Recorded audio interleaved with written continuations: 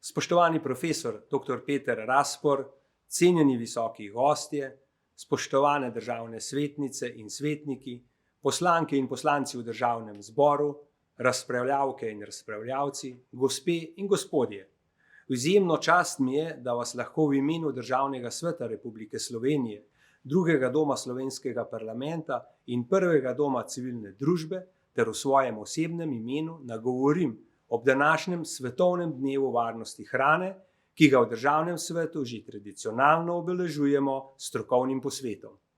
Da varnost v preskrbi s hrano ni samoumevna, se začnemo zavedati šele, ko pride do težav v preskrbi v kmetijsko-živilski verigi ali ko je razpoložljiva hrana izpostavljena zdravstvenim tveganjem.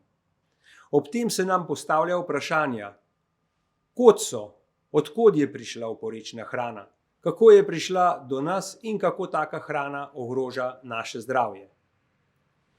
Letošnji moto Svetovnega dne varnosti hrane, varnost živil, pripravimo se na nepričakovano, zelo nazorno ponazarja, da je treba varnost živil zagotavljati od pridelave, predelave, skladiščenja, trženja ter nenazadnje do končne pridelave hrane za uživanje.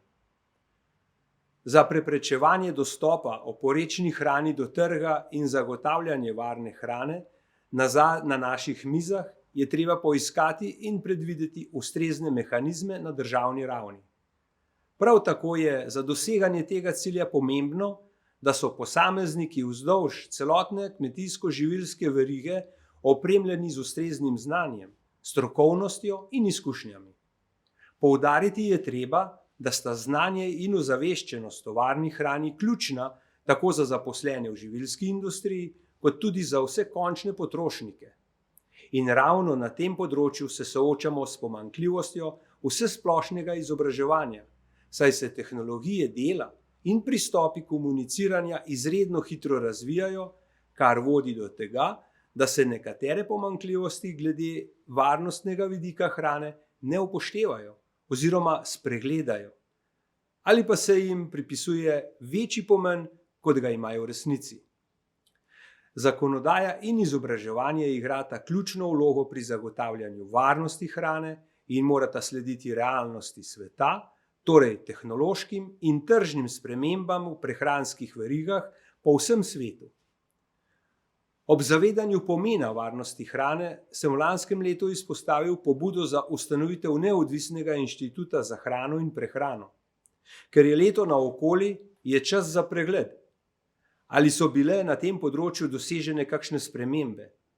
Vsak dan se namreč pojavljajo nove nevarnosti in izzivi, o katerih smo bolj ali manj obveščeni iz medijev. Zato je treba proučiti dejansko stanje in poiskati ustrezne rešitve. Državni svet pri svojem delu poudarja pomen vseh vidikov hrane. Hrana je in bo ostala strateška dobrina. Lokalno pridelana hrana, ki pride na mize brez dolgih transportnih poti, ima manjši ogljični odtis, kar je pomembno tudi z okoljskega vidika, predvsem pa ima spodbujanje lokalne pridelave hrane močan vpliv na nacionalno prehransko suverenost. Izredno pomembno je, da država s svojimi vzvodi potrošnikom zagotavlja varno hrano, tudi tako, da predvidi in prepreči dostop oporečnih živil na trg in na ta način zaščiti potrošnika. Zagotavljanje varne hrane je skupna odgovornost in zaveza vseh deležnikov v prehranski verigi, ki terja stalno delo, prilagoditve in izboljšave glede stanja trga. V Državnem svetu Republike Slovenije se zavedamo pomena varne hrane in tako letos že 6. gostimo dogodek ob Svetovnem dnevu varnosti hrane. Zaslužni profesor dr. Peter Raspor si vedno znova prizadeva javnosti predstaviti pomen varnosti hrane, tudi za vsakoletno pripravo posveta z jasnim slogani, ki so vodilo za iskanje optimalnih rešitev in napredek. Kljub temu, da je ta viden, se po mnenju stroke politika še vedno odziva prepočasi.